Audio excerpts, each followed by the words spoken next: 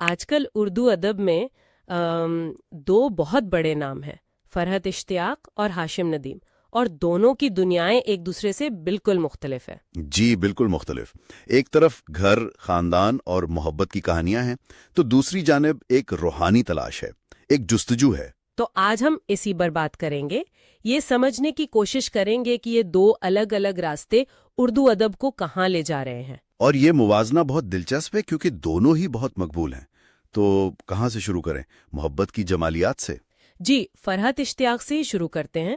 ان کا سارا کام جیسے ہم سفر یا دیار دل وہ رشتوں کے گرد گھومتا ہے، خاص طور پر خاندانی نظام۔ بالکل، اور ایک اہم بات یہ ہے کہ وہ اس نظام کو صرف مثالی بنا کر پیش نہیں کرتے۔ اچھا؟ جی، وہ اس کی خامیاں بھی دکھاتے ہیں، جیسے دیار دل میں آغا جان کی ضد، لیکن پھر حل بھی اسی خاندان کے اندر سے نکالتے ہیں۔ ان کی اصل خوبی انا کے ٹکراؤں کو دکھانے میں ہے۔ اور پھر معافی کا جو سفر ہوتا ہے جی، وہ بہت مشکل ہوتا ہے۔ بہت مشکل۔ ان کے ہاں عورت کا کردار بھی، وہ صرف مظلوم نہیں ہے بلکہ صابر ہے، استقامت ہے اس میں۔ اور شاید یہی وجہ ہے کہ ان کے کردار عاشر، خیرت، آغا جان، یہ سب ہمیں اپنے ارد گرد کے لوگ لگتے ہیں، ہے نا؟ جی بالکل، کیونکہ ان کے مکالمے بہت حقیقی ہوتے ہیں۔ وہ الفاظ سے زیادہ خاموشیوں سے بات کرتی ہیں۔ اچھا، یہ بہت دلچسپ نکتہ ہے۔ جی، ہم سفر میں خرد اور عاشر کے بیچ کی خاموشیات کریں، اس میں پوری ایک کہانی ہوتی تھی۔ ان کے کردار چیختے نہیں، محسوس کرتے ہیں۔ صحیح۔ تو اب آتے ہیں ہاشم ندیم کی طرف۔ ان کا تخلیقی سفر تو ایک بالکل ہی الگ سمت میں ہے۔ بالکل الگ۔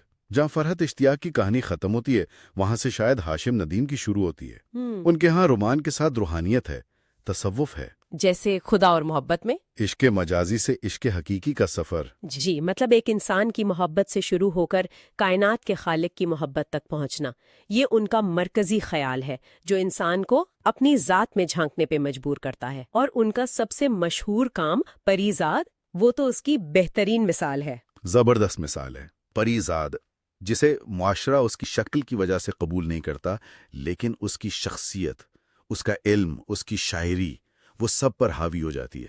تو وہ اس خیال کو چیلنج کرتے ہیں کہ کامیابی صرف دنیاوی ہوتی ہے۔ بالکل۔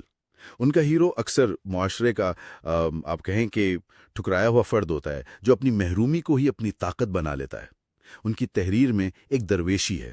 تو اگر ہم دونوں کا موازنہ کریں، ہمارے مواد میں ایک بہت خوبصورت تشبیہ ہے کہ فرحت اشتیاق جذبات کی شبنم ہے اور ہاشم ندیم فکر کا سورج۔ واہ، بہت خوب۔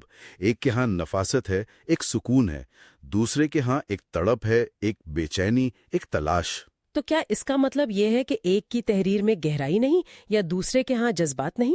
نہیں، ایسا بالکل نہیں ہے، یہ بس ترجیحات کی بات ہے۔ فرحت اشتیاق کے ہاں گہرائی رشتوں کے اندر ہے، ہاشم ندیم کے ہاں جذبات جو ہیں وہ روحانی سفر کا ایندھن بنتے ہیں۔ اور اس کے تعلقات ہیں۔ اور دوسرے کا مرکز انسان اور اس کا کائنات سے تعلق ہے۔ تو پھر نتیجہ یہ نکلتا ہے کہ یہ دونوں اپنی اپنی جگہ اردو ادب کے لیے ناگزیر ہیں۔ یقیناً، ایک ہمیں اپنوں سے جڑنا سکھاتا ہے تو دوسرا ہماری روح سے ہمیں ملواتا ہے۔ یہ دونوں رنگ مل کر ہی جدید اردو ادب کی تصویر کو مکمل کرتے ہیں۔ بالکل، کیونکہ زندگی خود بھی تو جذبات اور فلسفے کے اسی توازن کا نام ہے نا؟ صحیح کہا۔